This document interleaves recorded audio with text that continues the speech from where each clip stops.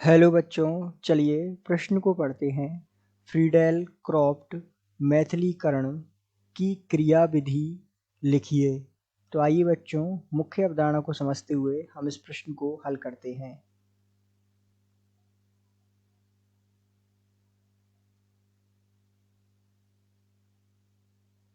तो ध्यान दीजिएगा बच्चों, इस प्रश्न को हल करने के लिए हमें जो है सर्वप्रथम फ्रीडेल क्रॉफ्ट मैथिलीकरण की अभिक्रिया की जानकारी होना आवश्यक है। तो आइए हम मुख्य अवधारणा के रूप में हम समझते हैं फ्रीडेल क्रॉफ्ट मैथिलीकरण अभिक्रिया।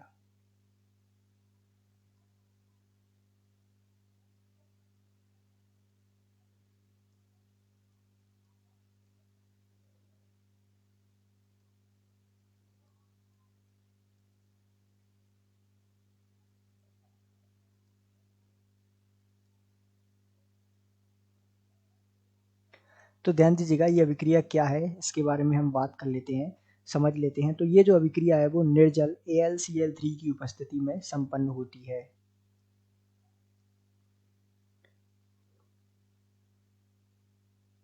निर्जल AlCl3 की उपस्थिति में संपन्न होती है। साथ ही इस अभिक्रिया में होता क्या है कि बेंजीन रिंग में CH3 अर्थात मैथिल समूह का प्रवेश जो है इसके द्वारा होता है। तो बेंजीन रिंग में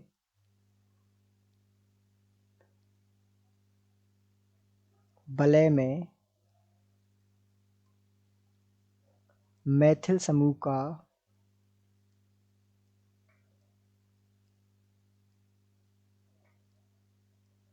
योग जो है इस अभिक्रिया में संपन्न होता है निर्जल AlCl3 की उपस्थिति में।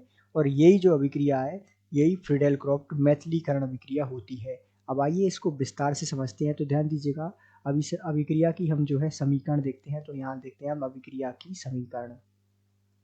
तो आइए इसकी अभिक्रिया की समीकरण देखते हैं। तो ध्यान दीजिएगा, इस प्रकार इसमें बेंजीन होती है, सभी से हाइड्रोजन जुड़े हुए होते हैं, कार्बन से यहाँ एक हाइड्रोजन जुड़ा है।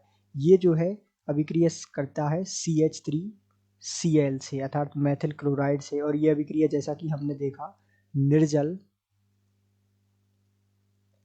AlCl3 की उपस्थिति में संपन्न होती है। अब समझिएगा कि इस अभिक्रिया में होता क्या है। ये जो Cl है इसके साथ जुड़ा हुआ मैथिल समूह के साथ, इसके साथ ये हाइड्रोजन को अपने साथ ले जाता है और -HCl हाइड्रोक्लोरिक अम्ल यहाँ निकल जाता है। और ये जो CH3 समूह है ये इसके स्थान पर यहाँ जुड़ जाता है। अर्थात किस प्रकार ये अभिक्रिया में उत्पाद प्राप्त होता है, ध्यान दीजिएगा।